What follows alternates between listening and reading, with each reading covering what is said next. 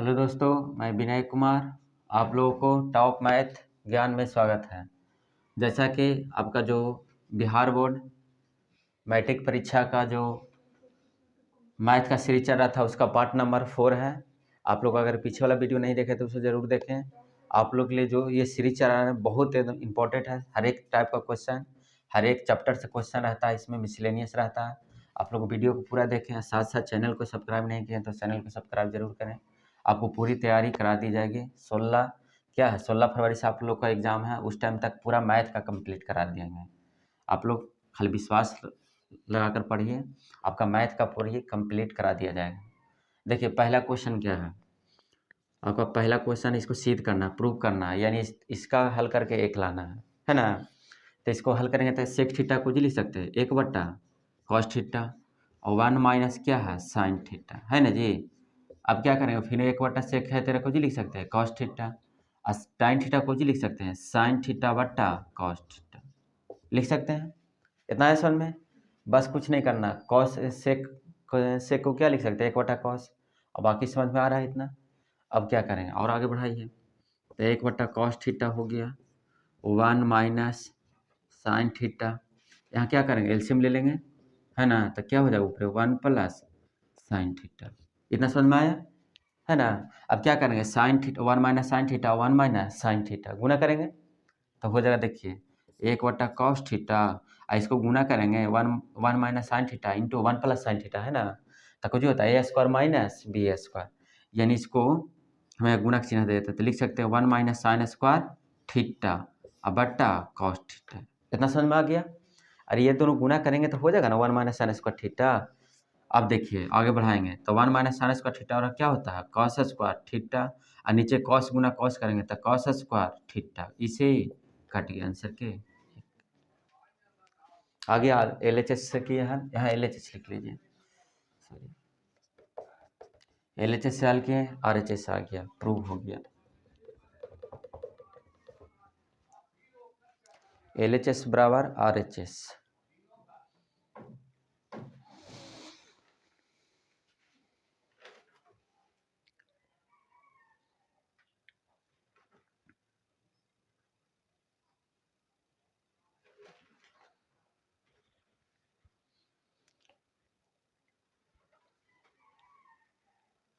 देखिए प्रश्न नंबर 2, इसको प्रूव करना है। आप लोग को इसको प्रूव करेंगे, हल करेंगे, LHS से चलेंगे। LHS से कीजिए। देखिए क्या है, इसका होल स्क्वायर करके ये लाना, प्रूव करना है, यानी इसको हल करके इतना मान लाना है। देखिए कुछ लंबा हो जाएगा, आप लोग देखिएगा क्या करेंगे, a+b का होल स्क्वायर, a+b का होल स्क्वायर, है ना। तो a² करेंगे यानी क्या लिख सकते हैं सेक स्क्वायर थीटा, b² यानी कुछ लिख सकते हैं कॉसेक स्क्वायर थीटा, और प्लस 2 इंटू AB होगा ना, 2 इंटू AB ना जी, तो 2 और a कितना है सेक थीटा, ये साइन है लगा, ओ इधर साइन है। देखो यहाँ क्वेश्चन में मिस्टेक है कोई हल्का। देखिए यहाँ प्रश्न में जो है यहाँ साइन थीटा है, ठीक। फिर से देखिएगा, ये क्वेश्चन जो था हल्का सा मिस्टेक से लिखा गया था, क्वेश्चन में साइन थीटा है, यानी इसको हल करके इतना लाना है। देखिए क्या करेंगे, a+b का होल स्क्वायर यानी sine square theta plus cosec square theta और प्लस 2ab, तो 2a के जगह पर क्या है साइन थीटा और b के जगह पर क्या है कॉसेक थीटा।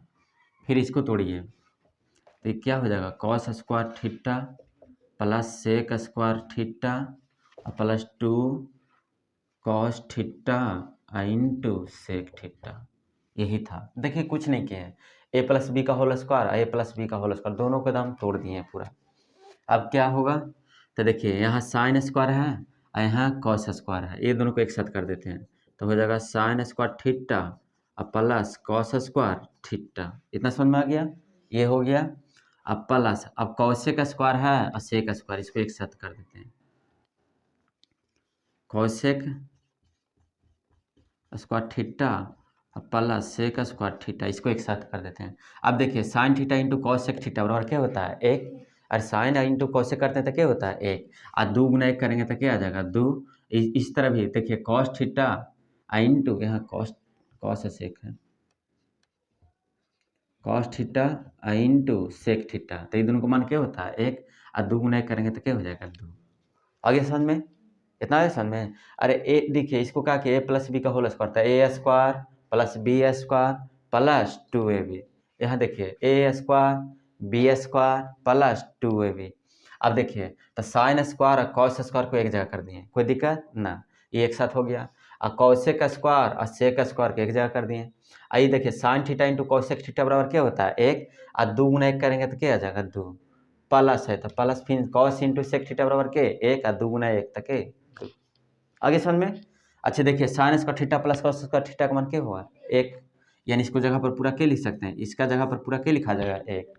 अब इसको जो है ना कौशिक के कौजी लिखेंगे ना, हमको लाना कुछ में टैन और कॉट में। टैन कॉट आया है भैया को नहीं आया, तो इसको क्या कर सकते हैं, कौशिक स्क्वायर थीटा बराबर क्या लिख सकते हैं 1 plus tan square theta, sorry 1 plus cot square theta का। देखिए फार्मूला होता है, हल्का हम लिख के समझाते हैं। फार्मूला होता है कि sec square theta minus tan square theta बराबर क्या होता है 1 होता है। उसी तरह cosec square theta minus cot square theta बराबर 1 होता है। अब देखिए अगर हमको सेक स्क्वायर थीटा का मान निकालना है तो माइनस में टैन है तो परिकोजी में जाएगा प्लस में, और कॉसेक बराबर निकालना है तो माइनस में कॉट है तो परिकोजी में जाएगा प्लस में। यानी इसको ऐसे लिख सकते हैं कि कॉसेक के जगह पर जो कॉसेक है उसको जगह पर 1 प्लस कॉट स्क्वायर थीटा, यानी 1 प्लस कॉट स्क्वायर थीटा। इसको लिखना माइनस में 2 प्लस में, यानी 1 प्लस टैन स्क्वायर थीटा, और 2 2 6। आगे समझ में, इतना है समझ में। आप देखिए काम कीजिए, जोड़े लगे 1 1 2, 2 1 3, 4 3 7 आ गया सर, 7 आ गया ना। अब प्लस कॉट स्क्वायर थीटा और प्लस टैन स्क्वायर थीटा बराबर RHS।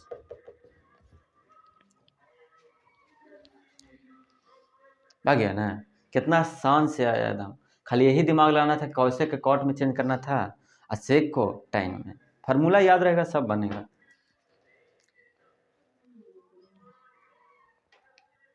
समझ में आया सबको, बन जाएगा। ऊपर आकर बैठो ना विक्रम।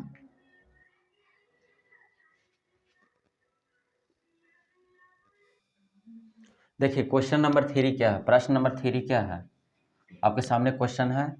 आप लोग देखिए इसको पढ़िए, अगर पढ़ने में दिक्कत होता है तो हम एक बार समझा देते हैं पढ़ कर।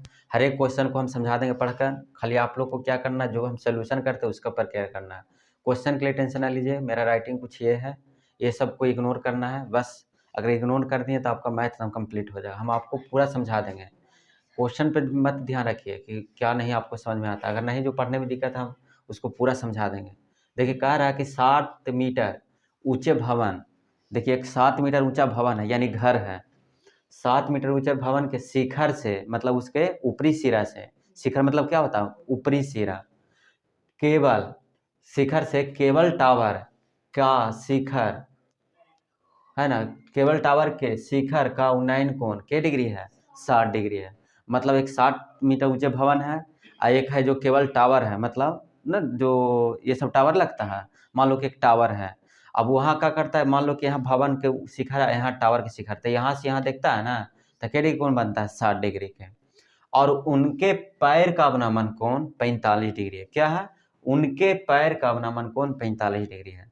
तो टावर की ऊंचाई क्या है। देखिए हम आपको सामने प्रश्न पढ़ दिए हैं, देखिए उतना बता रहे हैं। अब आपको देखिए 7 मीटर ऊंचा भवन है, लिखेंगे माना कि ए बी एक 7 मीटर ऊंचे भवन है तथा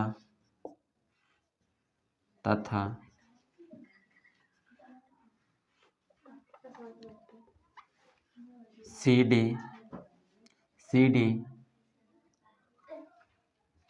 एक केबल टावर है। तो अब देखो प्रश्न से बनाएंगे एकदम इजी है, आसान है एकदम। इतना कर लेंगे, इतना लिखने से क्या होगा, तो हम क्या माने हैं, अब इसको हल करेंगे। 7 मीटर हम ऊंचा भवन है मान लिए, ठीक, जो एक कितना है 7 मीटर ऊंचा भवन है, एक केबल टावर है, ध्यान रखना एकदम अच्छा से समझना है, ठीक। जब यहाँ से यहाँ ध्यान रखना, ये भवन है, ये भी क्या है, एक भवन है, मान लेते हैं, ये भी नाम दे देते हैं, इसको क्या नाम दे देते हैं, सिटी। ठीक, ए भी एक भवन था, क्या मीटर जी, 7 मीटर, तो इसको कितना मीटर लिख देंगे, 7 मीटर। आगे समझ में। अब कह रहा भवन के शिखर, तो भवन के शिखर ही हो गलो, भवन के शिखर से टावर के शिखर का उन्नयन कोण, यानी टावर के ही शिखर ही ना होलो, तो एकरा जब देखा है ना, तो पहले बराबर कर ला, तो यहाँ के डिग्री बनना है, 60 डिग्री, के डिग्री बनता हो, 60 डिग्री। ठीक, और उनके पैर का अवनमन कोण, मतलब कह रहा देखो, और उनके पैर का अवनमन कोण, यानी यहाँ से देखता है ना इसका, तो के डिग्री बनता है, 45 डिग्री, कितना, 45, तो यहाँ भी कितना बनेगा, सॉरी बढ़िया से, यानी ये ना हुआ पैर, ये टावर है तो इसका पैर कौन होगा, नीचे वाला हुआ, आई को जी हो गया, शिखर हो गया।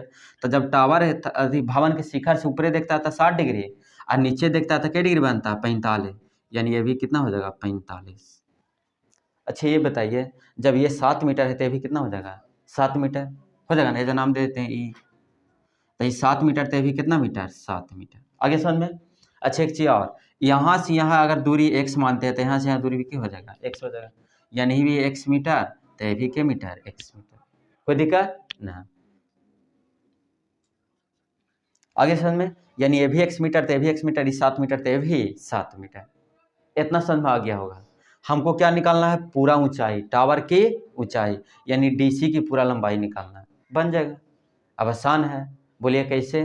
तो चलिए अब यहाँ से चित्र आपका सामने बन गया है, समझ गए हैं वो पूरा। तो त्रिभुज को जी चलते CES है ना, ये त्रिभुज देखो ना, पहले ध्यान रखना साहब, एक त्रिभुज है ना ऊपर एंगल बना, देखिए एक त्रिभुज है कि ना, त्रिभुज को जी AEC से, चलिए त्रिभुज AEC से,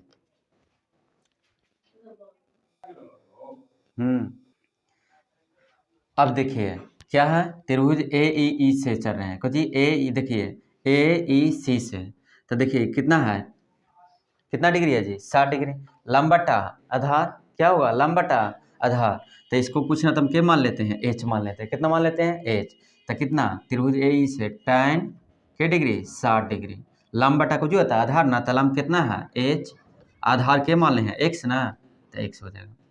आगे समझ में, आगे यहाँ से और tan 60 डिग्री का मान क्या होगा बतावा, √3 बराबर H बटा x, तिरछा तिरछी गुना कर ला, तो वो तो √3x बराबर H, यानी x बराबर क्या हो जाता है, H बटा √3, x बराबर क्या आ गया, यानी यहाँ से यहाँ दूरी कितना आ गया, x बराबर के H बटा √3 आ गया।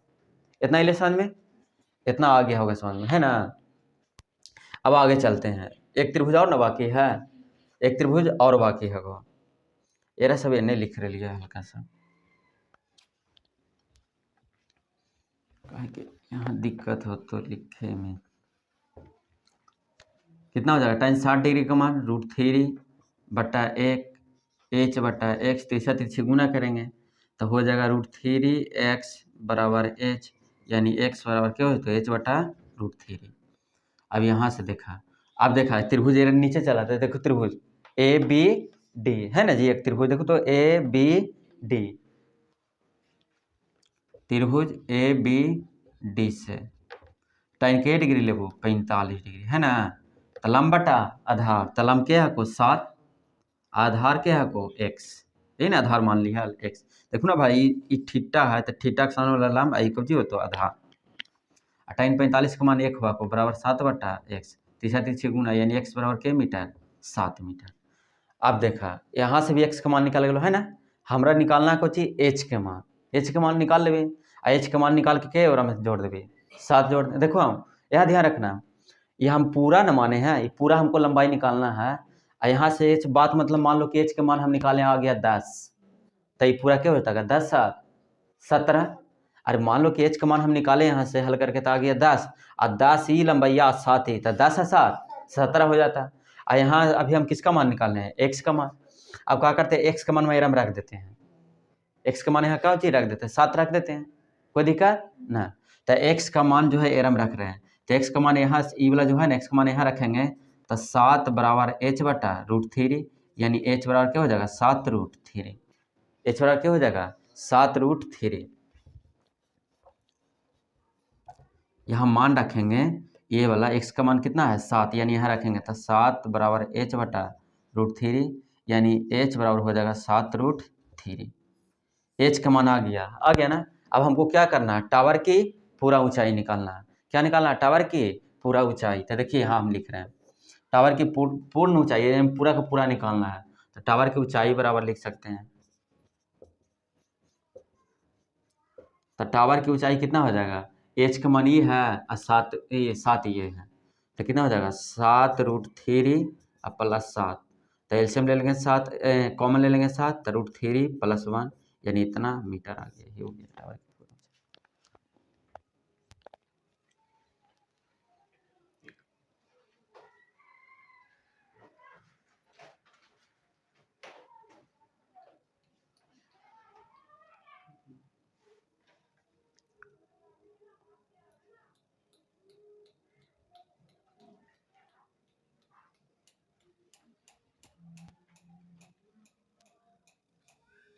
देखिए इसका चित्र फिर से समझा देते हैं, जो ये प्रश्न है इसका चित्र फिर से समझा देते हैं। देखिए 7 मीटर ऊंचा भवन है, तो हम एक भवन बना लेते हैं। 7 मीटर ऊंचा भवन बना लिए। देखिए जल्दी एकदम सीखना है, तो फिर क्या किया, देखिए 7 मीटर ऊंचे भवन के शिखर, तो शिखर को समझेंगे। शिखर मतलब होता है ऊपरी बिंदु। शिखर से केवल टावर के शिखर का उन्नयन कोण, एक केवल टावर है, तो यहाँ से देखेंगे यहाँ तो कितना डिग्री बनता है, 60 डिग्री बनता है। और नीचे देखते हैं तो कितना डिग्री बनता है, 45 डिग्री बनता है। तो इसको बराबर कर दीजिए। ये भी जानते हैं कि जितना उन्नयन कोण होता है उतना ही अवनमन कोण है, यानी अवनमन कोण 45 है तो उन्नयन कोण कितना 45। 7 मीटर तो ये भी 7 हो जाएगा, तो ये हो जाएगा h। अब यहाँ से क्या करना है कि h के मान निकाल के ये दोनों को आपस में क्या कर देंगे, जोड़ देंगे, निकल जाएगा, है ना। बाकी हल करना आप लोग के देखिए कि कैसे हल करते हैं, वो आप लोग पर डिपेंड करता है। जितना हल दिमाग लगाइए बनेगा। ठीक, आपको आगे प्रश्न बताते हैं। देखिए प्रश्न नंबर 4 क्या है, हल करेंगे। हम पढ़ के क्वेश्चन सुना देते हैं आप लोग को। धरती पर एक मीनार ऊर्ध्वाधर खड़ी है, मतलब ऊर्ध्वाधर मतलब होता है सीधी आसमान की ओर खड़ा है, ऊर्ध्वाधर खड़ी है। फिर कह रहा धरती के एक बिंदु से मीनार के पैर की दूरी 15 मीटर है। एक बिंदु कहूँ लिया है, मतलब एक मीनार खड़ा था, एक बिंदु कहूँ से नापा था, कितने मीटर दूरी है, 15 मीटर। जिसका उन्नयन कोण कितनी डिग्री है, 60 डिग्री, यानी जिसका जो उन्नयन कोण है कितना डिग्री है जी, 60 डिग्री। तो मीनार की ऊंचाई पूछना। इसको देखिए उतना टाइम दे करना। देखिए एक मीनार खड़ा है, ऊर्ध्वाधर खड़ी है। अब कह रहा है कि धरती पर एक बिंदु, तो धरती पर एक बिंदु है जो कि कितने मीटर है, 15 मीटर है। और ये है जो इसका शिखर का उन्नयन कोण कितनी डिग्री बनाता है, 60 डिग्री बनाता है। तो पूछा जा रहा है कि मीनार कितना ऊंचा है। क्या मीनार के बारे में पूछा जा रहा है कि मीनार कितना ऊंचा है। बस इजी है। त्रिभुज एबीसी से चलेंगे, कची त्रिभुज एबीसी से। अच्छा बताइए, थीटा के सामने वाला कुछ लंब, आई कुछ आधार, तो लंब आधार कौन थीटा में, टाइन थीटा में। त्रिभुज एबीसी से। अच्छा एच मान लेते हैं कितना, कुछ ना पता था, क्या मान लेते हैं, एच मान लेते हैं। यानी कितना लिख सकते हैं, टाइन 60 डिग्री बराबर टाइन 60 डिग्री। यहाँ ध्यान रखो, टाइन 60 डिग्री का जो होगा लंब बटा आधार, तो थीटा के सामने वाला कौन है को लंब, तो एच हो गलो, आधार क्या है को 15। टाइन 60 के मान क्या हुआ को √3 बटा एच, यानी एच बराबर क्या हो जाता, इतना आ जाता, यानी एच बराबर 3 से गुना करो तो क्या आ जाता, 15√3 metre. Hello sir easy hello, है ना। टाइन 60 डिग्री लंब बटा आधार, कितना लंब बटा आधार, तो टाइन 60 डिग्री के एक बार एच बटा क्या हो जाएगा 30, एच बटा 15 हो जाएगा, 3 से गुना करेंगे आंसर आ। कोई दिक्कत समझ में लो, ये बढ़िया से ना। और थीटा देखो कर ले कि एक मीनार है जो ऊर्ध्वाधर खड़ी है, एक बिंदु लिया जहाँ से दूरी कितना है दे ले 15 मीटर दे लिया। अब कह रहा है कि उसका उन्नयन कोण कितनी डिग्री बनता है, 60 डिग्री बनता है। तब पूछा जा रहा है कि मीनार कितना ऊंचा होगा, है ना, मीनार कितना ऊंचा होगा। तो मीनार के लिए अब टाइन थीटा क्यों लगाया भाई, तो थीटा का समझ देखिए लंब आधार का है ना कॉम्बिनेशन चल रहा है यहाँ, लंब आधार मिला इसलिए टाइन थीटा लगाएं। अगर ये दोनों रहता था कुछ कॉस थीटा, अगर ये दोनों रहता तो कुछ साइन थीटा लगाते हैं, ठीक। लेकिन यहाँ टाइन थीटा प्रयोग करके हम एच का मान निकाल लें 15√3 मीटर। कोई दिक्कत ना। क्वेश्चन नंबर 5 देखिए हर एक चैप्टर से आपको मिली जुली रहेगा, आपको पहले ही बता दिया गया कि क्वेश्चन हर एक चैप्टर से मिली जुली रहेगा। क्या है क्वेश्चन, 6 सेंटीमीटर त्रिज्या वाले एक वृत्त के त्रिज्या खंड का क्षेत्रफल ज्ञात करना है। कुछ करना है, त्रिज्या खंड का क्षेत्रफल ज्ञात करना है, जिसका कोण कितनी डिग्री है जिसका कोण कितना डिग्री है जी 60 डिग्री, यानी 6 सेंटीमीटर त्रिज्या वाले एक वृत्त के एक त्रिज्या खंड का क्षेत्रफल ज्ञात करें जिसका कोण 60 डिग्री है। यानी देखिए एक वृत्त है जिसका त्रिज्या दिया हुआ कितने सेंटीमीटर जी 6 सेंटीमीटर, 6 सेंटीमीटर, ठीक। और वो भी कितना डिग्री कोण बना रहा है 60 डिग्री। तो इसका पूरा क्षेत्रफल निकालना, त्रिज्या खंड का क्षेत्रफल, ये जो कट के आएगा बाहर, ये कट गया, ये पूरा कट गया, इसका पूरा क्षेत्रफल निकालना, यही त्रिज्या खंड होता है। नाम देते हैं ओ ए बी, यानी इसका पूरा ये जो ओ ए बी है ना, इसका क्षेत्रफल निकालना, यही होता है त्रिज्या खंड। तो देखिए त्रिज्या खंड का क्षेत्रफल के लिए डायरेक्ट आपको लिख रहे हैं, त्रिज्या खंड का क्षेत्रफल निकालना रहेगा तो पाई आर स्क्वायर थीटा बटा 360 लगा दीजिएगा। क्या करना है, पाई आर स्क्वायर थीटा बटा 360, किसका, वृत्त का त्रिज्या खंड। त्रिज्या खंड, ये नहीं कि लघु वृत्त खंड, वो सब अलग होता है। लघु वृत्त खंड का चाव, खाली हम त्रिज्या खंड का क्षेत्रफल निकालने के लिए बता रहे हैं, ये होता है। तो क्या करेंगे, पाई का मान कितना होता है जी 22/7 होगा ना। और आर कितना दिला 6 ना, तो 6 गुना 6 और थीटा का मान क्या दिला कुछ 100, आई कितना होगा 360 हो गलो। तो 1 0 से 1 0 खत्म, और 6 6 का 36 खत्म हो गलो। तो ऊपरे बचलो कितना 22 गुना 6 132 और बटा 7 सेंटीमीटर स्क्वायर। अगलो आंसर भागा देगा तो भागा दे दा, यही है लोग जी त्रिज्या खंड का क्षेत्रफल। आपको फार्मूला याद रखना है। अगर एरे में पूछ देता कि त्रिज्या खंड का परिमाप, को जी पूछ देता परिमाप पूछ देता कि त्रिज्या खंड का परिमाप क्या होता है, तो परिमाप के लिए फार्मूला लगाइए 2 पाई आर थीटा बटा 360। ऐसे त्रिज्या खंड का परिमाप निकल तो ऐसे त्रिज्या खंड का क्षेत्रफल। परिमाप मतलब समझ लो, यहाँ से यहाँ नाप भी तो कितना लंबा हो, तो ये चारों ये तीनों मिला के ये और यही होता है त्रिज्या खंड का परिमाप निकाला मुझे लगा है 2 पाई आर थीटा बटा 360। ये हुआ त्रिज्या खंड का परिमाप, या त्रिज्या खंड का लंबाई पूछ सकला एल। समझ में आ गया। देखिए अब आप लोग के लिए माध्य हल का बताते हैं। माध्य, माध्यक, बहुलक, तीनों फार्मूला लिख रहे हैं।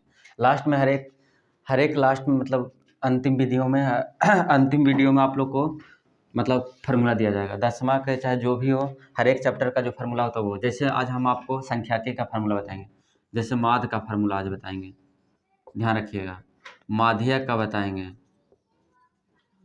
और बहुलक का बताएंगे, याद रहना चाहिए। और तीनों का फार्मूला बता रहे हैं, तीनों को लिख लीजिए एक साथ। आप लोग को ध्यान रखना, माध्य बराबर क्या करना है, सिग्मा एफ एक्स बटा सिग्मा एफ निकाल। माध्यक बराबर होता है एल प्लस एन बटा 2 माइनस सी बटा एफ गुना एच। बहुलक बराबर होता है L plus F1 minus F0 बटा 2F1 minus F0 minus 2F2 है ना गुना एच। बस यही करना है। ये हुआ माध्य का फार्मूला, ये हुआ माध्यक का, और ये हुआ बहुलक का। अब तीनों में एक संबंध होता है ना, माध्य माध्यक बहुलक में संबंध होता है, वो भी बताते हैं आपको। पहले माध्य बराबर सिग्मा एफ एक्स बटा सिग्मा एफ, माध्यक बराबर एल प्लस एन बटा 2 माइनस सी बटा एफ गुना एच, और बहुलक बराबर L plus F1 minus F0 बटा 2F1 minus F0 minus F2 गुना एच। एच मतलब अंतर, एल मतलब निम्न सीमा, एल मतलब होगा को निम्न सीमा, एच मतलब कितना का अंतर चल जाए, ध्यान रखिए। अब तीनों में संबंध होगा को, माध्य माध्यक बहुलक में संबंध होता है, उसको लिखते हैं। बहुलक बराबर एक फार्मूला होगा को, बहुलक बराबर होगा 3 गुना माध्यक माइनस 2 गुना माध्य होगा। ध्यान रखिए, माध्य माध्यक बहुलक में संबंध होता है, बहुलक बराबर 3 गुना माध्यक और माइनस 2 गुना माध्य। माध्य माध्यक बहुलक में संबंध, बहुलक बराबर 3 गुना माध्यक और माइनस 2 गुना माध्य होगा। अब देखा माध्य से कुछ, माध्यक से क्या बोलते हैं, माध्य से कुछ फार्मूला बता लिया, क्वेश्चन बता लिया, माध्य से क्वेश्चन बता भैया। इस सब फार्मूला याद रखिए, बहुत काम देते हो आगे जाके।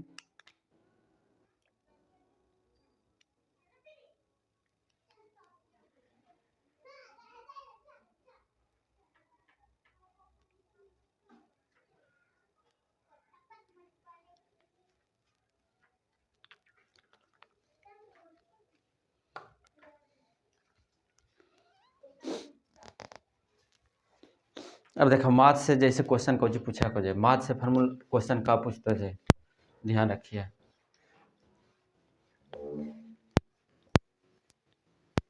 देखिए माथ से का पूछा को क्वेश्चन है। पहला क्वेश्चन कौन सी पूछते हो कि प्रथम 5 प्रकृत संख्या का माध्य क्या होगा, है ना। माथ से मतलब फार्मूला पहला, देखिए बहुत सारा क्वेश्चन इससे आता है माथ से, एग्जाम में हमेशा आएगा कि माध्य से पूछेगा प्रथम 5 प्रकृत संख्या का माध्य क्या होगा, प्रथम 5 प्रकृत संख्या का माध्य। तब कितना लिखेंगे 1 2 3 4 5, हो गया कि ना 5 प्रकृत संख्या। इसका माध्य पूछ रहा है तो या तो सबके जोड़ के पहला काम कजी करना, सबके जोड़ेंगे और जितना अंक है उससे भागा दे देंगे। पहला काम है कि कुछ माध्य निकालने के लिए क्या करेंगे, इसका माध्य ना पूछ रहा का माध्य,